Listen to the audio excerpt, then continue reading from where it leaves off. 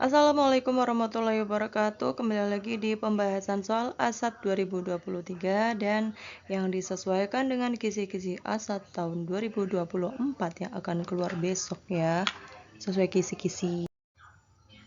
Oke, kita lanjut di soal pilihan ganda kompleks nomor 1. Di situ ada sebuah segitiga siku-siku KLM di mana segitiga tersebut siku-siku di L. Pernyataan yang benar adalah, coba kalian ingat-ingat ya, rumus Pythagoras. Yang pertama, kalau kita mencari KM ya, KM itu kan sisi miring. Jadi kalau mencari KM kuadrat itu sama dengan KL kuadrat ditambah LM kuadrat. Kemudian kalau kita mencari KL, KL itu kan bukan sisi miring ya, itu sisi siku-sikunya, maka rumusnya itu pengurangan. Siapa yang dikurangi? Yaitu sisi miringnya. Sisi miringnya itu kan KM ya, jadi mencari KL kuadrat sama dengan KM kuadrat dikurangi LM kuadrat. Begitupun kalau mencari LM, yaitu KM kuadrat dikurangi KL kuadrat. Jadi pernyataan yang benar itu adalah yang mana ya? Coba kita cek ya dari pernyataan yang nomor 1. Apakah betul KL kuadrat sama dengan KM kuadrat dikurangi LM kuadrat? Ya betul. Terus yang nomor 2 itu pasti salah ya. Nomor 3 kita lihat mencari KM. Itu harusnya KL kuadrat ditambah LM kuadrat ya, tapi di situ dikurangi. Jadi itu salah ya. Kemudian yang nomor 4. Nah, yang nomor 4 itu baru betul. Jadi yang benar adalah nomor berapa tadi? Nomor 1 dan nomor 4. Jawabannya adalah yang ini. Nomor 1 itu berarti A ya. Nomor 4 berarti D. Berarti jawabannya A dan D. Kemudian kalau ada soal seperti ini, pernyataan yang benar berdasarkan gambar di atas adalah, nah kalian lihat nih pernyataannya adalah keliling lingkaran, berarti kalian harus cari keliling lingkaran. Rumusnya adalah pi D, berarti 22/7 dikali D, diameternya itu di soal udah ada keterangannya ya, diameternya itu 14 cm, jadi 22/7 dikali 14, hasilnya adalah 44 cm. Dari mana 44 cm? Dari ini, 14 dibagi 7, kan 2. 2 dikali 22 yaitu 44 gitu. Benar nggak ya pernyataan yang pertama? Ternyata salah. Kemudian kita cek sudut LOM. Kamu lihat nih, LOM. Oke, bagaimana sih cara mencari sudut LOM? Kalian lihat ya, kalau sudut LOM ditambah dengan sudut MON itu membentuk sebuah sudut lurus ya. Kalau sudut lurus itu artinya 180 derajat. Jadi kalau MON itu sudah 60 derajat, berarti kurang berapa ya biar jadi 180? Ya, caranya 180 kurangi 60. Hasilnya adalah 120 derajat. Jawaban yang pernyataan yang nomor 2 itu betul ya, 120 derajat. Sekarang kita cari busur LM. Kita lihat LM busurnya. Busur, panjang busur itu berarti garis lengkung yang LM ini ya. Masih ingat gak rumusnya mencari busur? Panjang busur itu caranya itu sudut pusat per 360 derajat dikali keliling lingkaran, dimana sudut pusatnya busur LM itu sudut pusatnya berarti sudut LOM. Nah, tadi kalian cari ya, sudut LOM itu 120 derajat. Berarti ini sama dengan 120 derajat di per 360 dikali keliling lingkaran kan pi D ya. Berarti 22/7 kali diameternya 14. Hasilnya adalah ini. Sepertiga dari mana? Sepertiga itu 120 per 360 itu disederhanakan gitu ya. Jadi seperti ini. Nah, setelah dihitung hasilnya adalah 14,66. Kalau dibulatkan jadinya 14,67. Jadi pernyataan yang nomor 3 betul ya. Sekarang kita cek yang pernyataan nomor 4. Luas juring OMN. Kalau luas juring itu rumusnya hampir sama seperti panjang busur. Bedanya itu seperti ini ya. Sudut pusat per 360 dikalinya dengan luas lingkaran. Nah, sudut pusatnya si OMN itu 60 derajat. Pernya 360 dikali luas lingkaran itu pi R kuadrat ya. Jadi 22/7 dikali R kuadrat itu sama aja R dikali R. Berarti 7 dikali 7. Hasilnya adalah 25,67. Jadi salah ya pernyataan yang nomor 4 ya. Jadi pernyataan yang benar itu adalah yang B yang nomor 2 itu, dan C yang nomor 3. Tuh. Sekarang lanjut nomor 3. Gambar yang merupakan jaring-jaring kubus adalah, itu gampang sekali ya.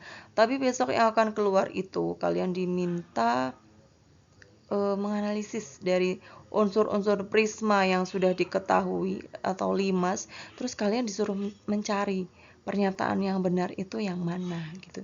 Jadi nanti kalian belajar ya unsur-unsur prisma sama unsur-unsur limas. Tuh. Kemudian yang nomor 4 ada soal tentang diagram lingkaran. Di sini diagram lingkaran itu merupakan penyajian dari data kegiatan ekstrakurikuler yang diikuti oleh 180 siswa. Jadi jumlah siswanya adalah 180 siswa. Kemudian kalian disuruh mencari pernyataan yang benar. Yang pertama, jumlah siswa yang mengikuti ekstra basket adalah 65. Coba kita cari ya, bagaimana caranya untuk mencari jumlah siswa yang ikut basket. Kalian lihat yang basket itu berapa derajat? 130. 130 kita per 360. Kenapa per 360? Karena satu lingkaran penuh itu sudutnya adalah 360 derajat. Kemudian dikalikan dengan jumlah seluruh siswanya 180.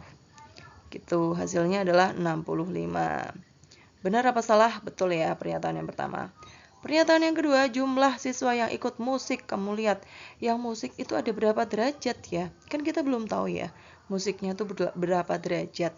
Tapi bisa kita cari. Ingat tadi, satu lingkaran penuh itu 360 derajat. Nah, di sini bagaimana cara mencari sudut yang musik itu? Berarti 360 derajat dikurangi sudutnya bola, kurangi sudutnya basket, sama kurangi sudutnya silat. Jadi 360 kurangi 100 tambah 80 tambah 130. Hasilnya adalah 360 kurangi 310 sama dengan 50. Jadi sudut yang musik itu adalah 50 derajat. Sekarang kita cari ya. Berapa sih jumlah siswa yang ikut musik? Berarti 50 derajat per 360 derajat dikali dengan jumlah seluruh siswa yaitu 180 derajat. Hasilnya 25. Jadi pernyataan yang kedua benar apa salah? Salah. Oke, sekarang yang nomor 3. Jumlah siswa yang mengikuti ekstra silat. Kita lihat. Caranya sama seperti yang sebelumnya ya. Jadi silatnya itu berapa derajat? 80. Berarti 80 derajat per 360 derajat kali 180 derajat. Enggak derajat, kali 180. Hasilnya adalah 40. Oke. Benar enggak pernyataan yang nomor 3? Betul. Oke, sekarang yang nomor 4. Yang nomor 4 kita disuruh mencari selisih ekstra sepak bola sama musik. Padahal kita nggak tahu ya bola itu jumlah pengikutnya tuh berapa. Jadi kita cari dulu ini. Caranya kayak tadi ya, 100 per 360 kali 180. Hasilnya adalah 50. Jadi untuk mencari selisihnya, selisih itu diapain sih? Selisih itu pengurangan ya. Yang besar kurang yang kecil. Jadi kita kurangkan ya. Selisihnya bola sama musik. Bolanya tuh 50, musiknya 25. Selisihnya jadi 50 kurangi 25, hasilnya 25. Jadi pernyataan yang nomor 4 salah ya. Jadi pernyataan yang benar adalah 1 dan 3, A dan C. Kemudian yang nomor 5. Nah, ada soal tentang peluang. Kalian baca dulu soalnya ya. Terus ada pernyataan, kita disuruh mencari pernyataan yang benar. Kalau misalkan di soal itu diketahui bahwa ada anak-anak pesertanya itu 75, terus remaja 125, terus dewasa 150. Mereka semuanya itu mengikuti jalan santai. Terus ada hadiah utamanya yaitu sepeda. Nah, biasanya kan kalau jalan santai itu pakai kupon ya. Nah, sekarang bagaimana sih peluangnya kalau peluang peserta anak-anak mendapatkan hadiah utama? Nah, kita cari tuh, kalau anak-anak mendapatkan hadiah utama itu peluangnya berapa sih? Caranya, kita lihat banyaknya anak-anak yang ikut kegiatan jalan santai itu berapa? 75. Oke. Berarti nanti 75 per semua yang mengikuti jalan santai itu ada anak-anak, remaja, sama dewasa itu dijumlah. Semuanya ada 360 ya. Jadi 75 per 350 sama dengan 0,214. atau dibulatkan jadinya 0,21. Padahal pernyataan yang pertama itu 0,22 ya, berarti salah. Oke, sekarang kita cari peluangnya si remaja mendapatkan hadiah utama. Sama seperti yang atas, caranya itu remajanya itu kan ada 125, berarti 125 per semua pesertanya ada 350. Hasilnya adalah 0,357. Kalau dibulatkan jadinya 0,36. Betul ya pernyataan yang kedua. Kemudian pernyataan yang ketiga, peluang peserta dewasa mendapatkan hadiah utama berarti dewasanya itu ada 150 pernya 350. 350 itu jumlah semua pesertanya ya. Hasilnya adalah 0,428. Kalau kita sederhanakan jadi 0,43. Betul ya pernyataan yang ketiga. Kalau pernyataan yang keempat, peluang peserta bukan anak-anak. Jadi kalau ada disuruh mencari peluang peserta, peluangnya tapi yang bukan anak-anak, maka caranya kalian masih ingat nggak? Kalau peluang itu kan nilainya antara 0 sampai dengan 1 aja ya. Jadi kalau kita mau mencari peluang yang bukan anak-anak, caranya adalah 1, karena peluang kalau yang pasti terjadi itu kan 1 ya. Jadi 1 dikurangi peluangnya tadi yang anak-anak mendapatkan hadiah utama itu kan 0,21. Jadi kalau peluang bukan anak-anak berarti 1 dikurangi 0,21. Hasilnya adalah 0,79. Betul ya pernyataan yang keempat. Jadi jawaban yang benar adalah yang B, C, sama D. Ada 3 jawaban yang benar. Kemudian sekarang kita lanjut ke soal ini adalah soal yang ini apa ya? Menjodohkan ya? Menjodohkan yang nomor 1 ya. Ada sebuah persegi diagonalnya 9/2. Kemudian kalian disuruh mencari panjang sisi perseginya itu berapa. Tapi besok yang keluar itu kalau Bu Gias lihat di kisi-kisinya itu, kalau diketahui luas perseginya, kemudian ditanyakan panjang diagonal, kira-kira soalnya seperti ini. Jika diketahui luas persegi adalah 144, maka panjang diagonal persegi tersebut adalah, ini gampang banget ya. Kalian masih ingat nggak kalau panjang diagonal persegi itu rumusnya adalah S/2, di mana S-nya itu adalah panjang sisi persegi. Padahal kita nggak tahu ya sisinya itu berapa, tapi kita bisa cari dari luas persegi. Caranya gimana? Caranya mencari sisi itu akar dari luas persegi. Jadi akar dari 144. Hasilnya adalah 12. Jadi sisinya itu 12. Kalau udah ketemu sisinya 12, tinggal dikasih akar 2 aja belakangnya. Jadi panjang diagonalnya adalah 12 akar 2 gitu. Oke, sekarang kita lanjut yang nomor 2. Nah, kalau di yang soal tahun lalu kan seperti ini ya, tapi kalau yang besok akan keluar itu dibalik soalnya. Jadi yang diketahui itu banyaknya putaran dan jarak tempuh, terus yang ditanyakan tuh jari-jarinya. Gitu ya, silakan kalian cari soal yang seperti ini ya.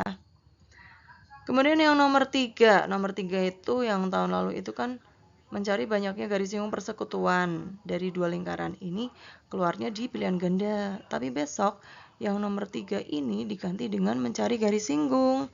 Contohnya ini ya, Bu Gias sudah membuat soal. Ada soal seperti ini. Diketahui jari-jari lingkaran itu 6 cm, kemudian panjang OB itu 10 cm, tentukan panjang garis singgung AB.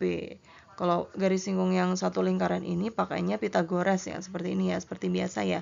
Mencari AB itu berarti akar dari OB kuadrat kurangi OA kuadrat. Hasilnya akar dari 10 kuadrat kurangi 6 kuadrat. Jawabannya adalah akar dari 64, hasilnya 8 gitu. Kemudian yang nomor 4, ini sudah pernah tak kasih buat PR ya, mungkin untuk beberapa kelas. Nah, mungkin kalau ada yang belum dibahas, sekarang kita bahas ya. Jadi bangun yang di samping itu gabungan dari kubus sama balok. Jadi kita cari dulu volume kubus sendiri. Volume kubus itu kan rusuk pangkat 3 ya. Rusuknya udah jelas itu 10 cm. Jadi 10 pangkat 3. 10 pangkat 3 itu bukan 10 kali 3 ya. Tapi 10 kali 10 kali 10. Hasilnya adalah 1000. Satuannya cm kubik. Kemudian sekarang kita cari volume balok. Yaitu panjang kali lebar kali tinggi. Kok bisa ya panjangnya itu 20? 20 tuh dari mana? Dari panjang ini nih, dilihat nih. Ini kan udah jelas ya, dari sini ke sini tuh 20. Kalau kita gabung-gabung itu ketemu ini. 10 tambah 10 jadinya 20 nih panjangnya. Lebarnya 10, tingginya juga 10. Jadi volumenya adalah 20 kali 10 kali 10 hasilnya adalah 2000. Nah, pertanyaannya adalah volume bangun. Bangunnya itu kan gabungan ya. Jadi kita gabung aja volume kubus sama balok, kita jumlah. Hasilnya adalah 3000. Jadi jawabannya adalah 3000 cm kubik. Kemudian yang nomor 5 itu gampang banget. Kalian disuruh mencari jangkauan data. Kalau jangkauan data itu kalian cukup mengurangi nilai tertinggi kurangi nilai terkecil, atau nilai terbesar kurangi nilai yang terkecil. Nah, kita cari ya, nilai terbesarnya itu 9. Berarti 9 kurangi nilai yang terkecilnya itu 1. 9 kurangi 1 sama dengan 8. Sudah selesai. Nah, sekarang yang isian singkat ini adalah perbandingan segitiga. Kalau di kisi-kisi itu seperti ini ya, mengacu soal seperti ini. Jadi ada perbandingan segitiga di mana sudutnya itu yang 60 derajat. Kalau ada seperti ini, sudut P-nya 60 derajat, pasti sudut R-nya berapa? Ya, 30 derajat karena jumlah jumlah sudut dalam segitiga itu 180 derajat. Jadi udah sudut P itu 60, sudut Q itu siku-siku kan 90. 90 tambah 60 kan 150. Nah, sisanya biar jadi 180 kan 30 derajat. Jadi sudut R-nya itu 30 derajat. Jadi kalian harus ingat-ingat itu adalah perbandingannya. Bagaimana cara meletakkan perbandingan segitiganya. Kalau Bu Gias tuh menghafalkannya seperti ini. Kalau yang dekat dengan 30 derajat, ya selain yang sisi miring, itu perbandingannya adalah akar 3. Kemudian, sisi miringnya perbandingannya adalah 2. Dan yang terakhir itu adalah 1. Jadi 3, 2, 1. Tapi yang 3 itu di akar. Gitu ya. Tapi hati-hati posisinya jangan sampai tertukar. Kemudian biar tidak tertukar antara perbandingan dengan panjang sisi, maka perbandingannya kalian lingkari gitu ya. Karena ada PR itu kan udah diketahui panjang sisinya 8 cm. Biar nggak ketukar dengan perbandingannya yang 2 itu, maka yang perbandingannya dilingkari biar nggak ketukar dengan panjang sisinya. Sekarang kita mau mencari QR, berarti kita tulis dulu nih QR. Kemudian kita bandingkan dengan panjang sisi yang sudah diketahui, yaitu panjang apa? PR. Oke, kita tulis PR. Kemudian setelah itu kita tulis perbandingannya si QR itu berapa? Akar 3. Kemudian perbandingannya si PR itu 2 ya, bukan 8. Perbandingannya itu yang ada di lingkaran. Oke. Setelah itu baru kita masukkan nih PR-nya itu 8. Berarti QR per 8 sama dengan akar 3 per 2. Karena kita mau mencari QR, maka 8-nya kita pindah ke ruas kanan. Tadinya pembagian menjadi perkalian. Jadi seperti ini. Akar 3 per 2 dikali 8. Cara menghitungnya gimana?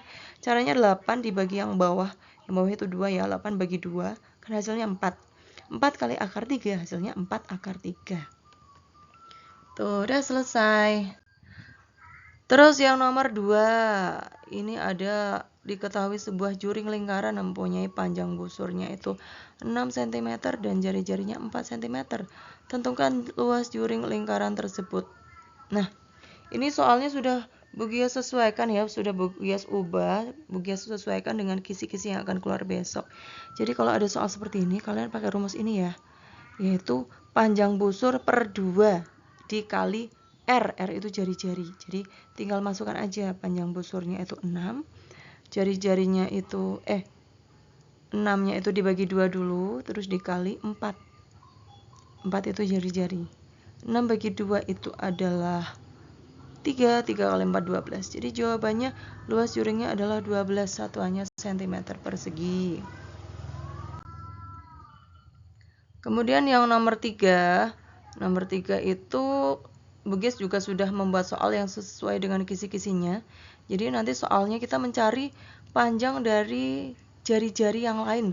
Kalau diketahui ada garis yang bersekutuan dalam, terus jarak antara 2 titik pusat gitu, terus kita disuruh mencari jari-jari yang lain.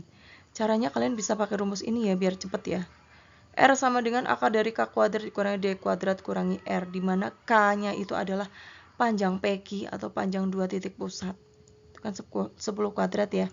Dikurangi D kuadrat, D-nya itu adalah garis singgung persekutuan dalam. Itu 8 dikuadratkan. Terus dikurangi jari-jari yang udah diketahui itu kan 4 ya, kurangi 4. Terus setelah itu tinggal kita cari tahu hasilnya, yaitu akar dari 100 kurangi 64.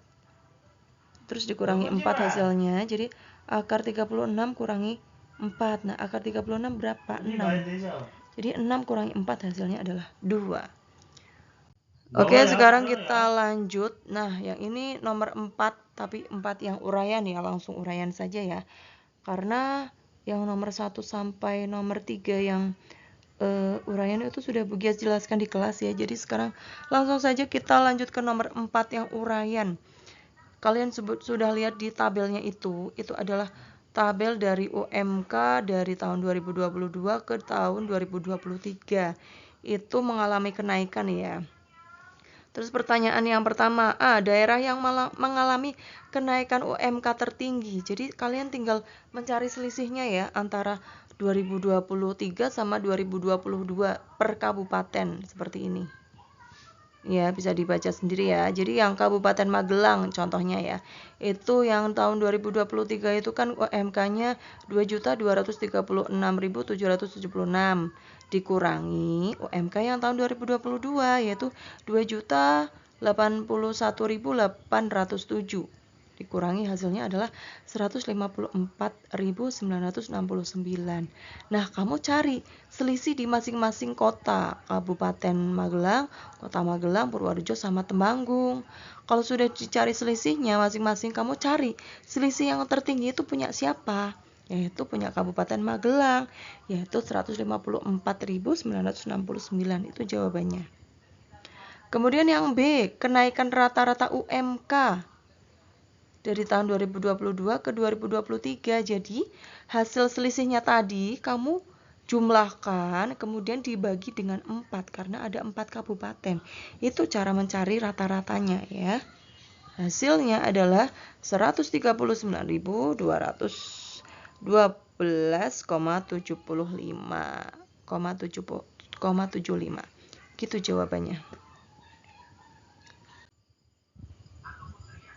Oke, yang nomor 5 ini adalah soal peluang yang ada gabungannya dengan materi himpunan yang di kelas 7 dulu. Langsung saja, ada 32 siswa semuanya. Dimana 17 siswa itu suka IPA, 14 siswa suka IPS, dan 6 siswa tidak suka keduanya.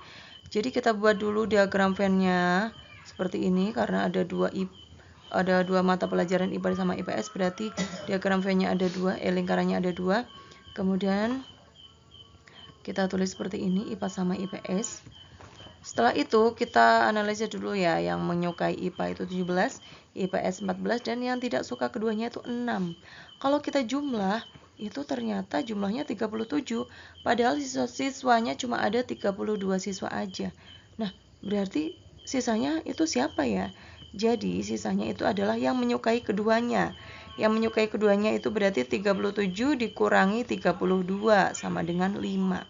Jadi yang menyukai keduanya itu 5 ya. Letaknya ada di mana? Kalau di gambar ini ada di tengah-tengah di sini. Nah, kemudian kita cari yang hanya menyukai IPA. Itu ada 12. 12 itu dari mana? Karena yang menyukai IPA kan 17. Sedangkan yang di lingkaran IPA sudah tertulis angka 5. Ya, sudah tertulis angka 5, berarti sisanya itu 12, biar kalau dijumlah itu jadi 17. Begitupun yang menyukai IPS itu semuanya kan ada 14.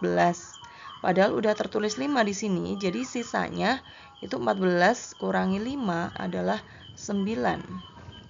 Ya, 9 itu yang hanya menyukai IPS saja. Oke, sekarang kita lanjut menjawab pertanyaan yang A. Peluang terpilih anak suka keduanya. Berarti tinggal kita cari yang suka keduanya itu kan 5. 5 per semua anak ada 32. Jadi jawabannya adalah 5 per 32. Kalau bisa disederhanakan, kalian sederhanakan ya. Tapi kalau ini sudah tidak bisa disederhanakan, jadi jawabannya adalah 5 per 32. Kemudian yang B, peluang terpilih anak yang hanya suka IPS. Hati-hati ya. Yang hanya suka IPS itu bukan 14. Tapi yang 9 ini ya, 14 kurangi 5. Ya, jadi yang hanya suka IPS itu ada 9. 9-nya kalau cari peluangnya berarti 9 per semua anak ada 32. Jadi 9 per 32. Jawabannya adalah ini 9 per 32. Oke, mungkin itu saja penjelasan dari Bu Gias. Semoga sukses ya besok ya. Terima kasih. Wassalamualaikum warahmatullahi wabarakatuh.